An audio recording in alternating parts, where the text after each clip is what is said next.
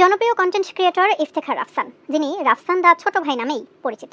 Food blogging দিয়ে যাত্রা শুরু করলেও ট্রাভেল ব্লগিং, মডেলিংয়েও বেশ পরিচিত মুখ তিনি। পাশাপাশি করছেন নিজের বেভারেজ ব্যবসাও। সম্প্রতি গাড়ি এবং ব্যাংক ঋণ ইস্যুতে বেশ আলোচনা সমালোচনা হয়েছে তাকে ঘিরে। পরে লাইভে এসে সেসবের জবাবও দেন তিনি। তবে এবারে সব ছাপিয়ে গ্রেপ্তারি পরোয়ানা জারি হয়েছে রাফসান দা ছোট ভাইয়ের বিরুদ্ধে। কিন্তু কেন, জানাচ্ছেন এসআই রাজ। দেশের জনপ্রিয় ইউটিউবার রাফসান দা ছোট ভাই খ্যাত ইফতেখার রাফসানের বিরুদ্ধে এবার গ্রেপ্তারি পরোয়ানা জারি করা হয়েছে। অনুমোদনহীন ব্লু ড্রিঙ্কস বাজারজাত করার কারণে এই গ্রেপ্তারি পরোয়ানা জারি করেছেন আদালত।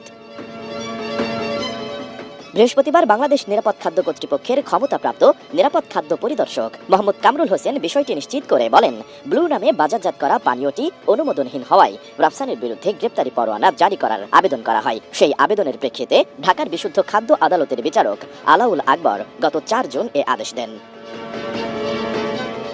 আবেদনে বলা হয়, ব্লু ড্রিঙ্কসের কোনো অনুমোদন নেই, এমনকি ওষুধ প্রশাসনও জানে না এসব ড্রিঙ্কস ওষুধ নাকি পানীয়। সেই প্রেক্ষিতে ইফতেখার রাফসানের বিরুদ্ধে গ্রেপ্তারি পরোয়ানা জারি করা আবশ্যক। বিশ্বমানের থার্মিক্স রড, সালাম স্টিল থার্মিক্স, দেশের একমাত্র থার্মিক্স রড।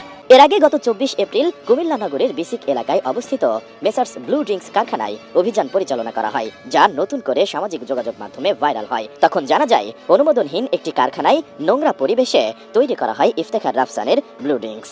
গোপন সংবাদের ভিত্তিতে কুমিল্লা বিসিক এলাকায় অভিযান চালায় জেলা প্রশাসন ও বিএসটিআই এর ভ্রাম্যমাণ আদালত। ওই সময় ঘটনার সত্যতা পেয়ে প্রতিষ্ঠানটিকে 30,000 টাকা জরিমানা করা হয়। গত বছরের 7 ডিসেম্বর ব্লু নামে ইলেকট্রোলাইটস ড্রিঙ্কস বাজারজাত করার ঘোষণা দেন আলোচিত ইউটিউবার ইফতেখার রাফসান। তখন লিচু ও তরমুজের ফ্লেভার নিয়ে 2 ক্যাটাগরিতে তারা দেশের বিভিন্ন পয়েন্টে পণ্য বাজারজাত শুরু করে। সম্প্রতি ব্লুর লেবুর ফ্লেভারও বাজারজাত করছে প্রতিষ্ঠানটি।